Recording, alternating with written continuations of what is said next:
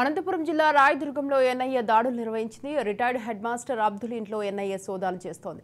అబ్దుల్ కుమారుడు బెంగళూరులో నివాసం ఉంటున్నారు. అయితే గత కొంతకాలంగా అబ్దుల్ కుమారుడు కనిపించడం లేదు. ఈ నేపథ్యంలో అబ్దుల్ను ఎన్ఐఏ అధికారులు అదుపులోకి తీసుకున్నారు. వీరికి ఉగ్రవాదులతో ఏమైనా లింకులు ఉన్నాయా అని ఆరా తీస్తున్నారు ఎన్ఐఏ అధికారులు.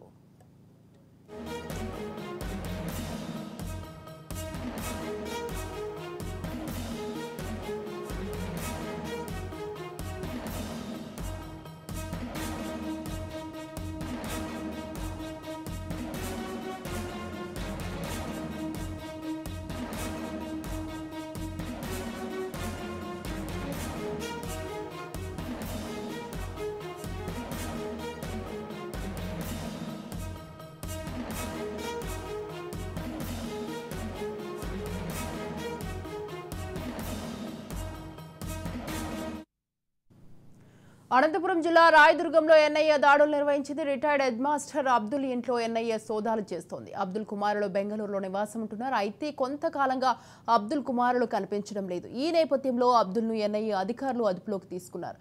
వీరికి ఉగ్రవాదులతో ఏమైనా లింకులు ఉన్నాయా అని ఆరా తీస్తున్నారు ఎన్ఐఏ అధికారులు.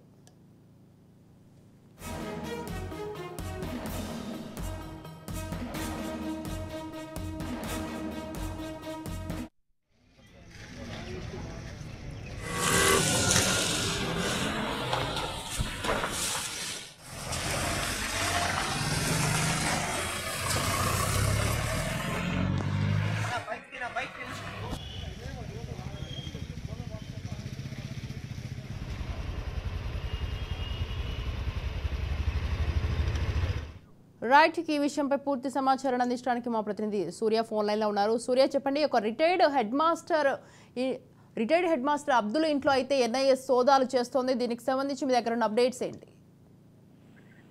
స్వాతి, అనంతపురం జిల్లా రాయదుర్గం పట్టణంలో ఈ రోజు ఎన్ఐఏ సోదాలు జరగడంతో పట్టణంలో ఒక కలకలం అనేది రేగింది. ఇదే పట్టణానికి సంబంధించిన ఒక రిటైర్డ్ హెడ్ మాస్టర్ అబ్దుల్ ఇంట్లో తనిఖీలు నిర్వహించడం జరిగింది.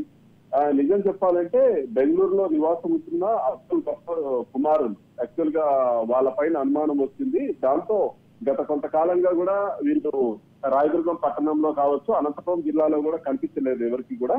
అబ్దుల్ ఆయనకు వచ్చేసి ఇద్దరు కుమారులు, ఒకరి పేరు వచ్చేసి సోయల్, ఇంకో పేరు మతిన్. వీళ్లకు ఉగ్రవాదులతో లింకులు ఉన్నాయన్నట్టు ఎన్ఐఏ అధికారులకు పూర్తి సమాచారం రావడంతో రాయదుర్గం పట్టణంలో గత 3 రోజులకు కూడా రెక్కి నిర్వహించినట్టు మనకు సమాచారం అందుతుంది.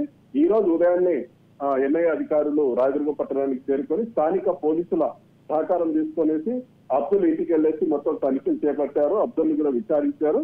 ఆ క్రమంలోనే అబ్దుల్ ని పోలీస్ స్టేషన్ కి తీసుకెళ్లడం జరిగింది.